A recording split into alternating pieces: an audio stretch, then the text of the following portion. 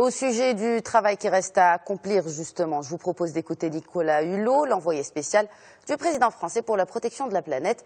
Pour lui, on ne peut plus se permettre d'attendre pour agir.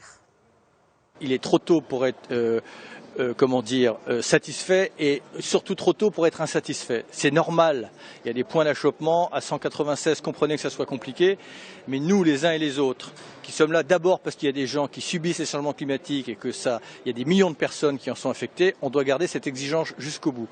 Mais l'issue de Paris tient d'abord à la capacité des États les plus riches à assumer leurs responsabilités. Voilà. Ça ne veut pas dire que les autres vont s'en exonérer. D'ailleurs, les autres ont déjà pris leurs engagements.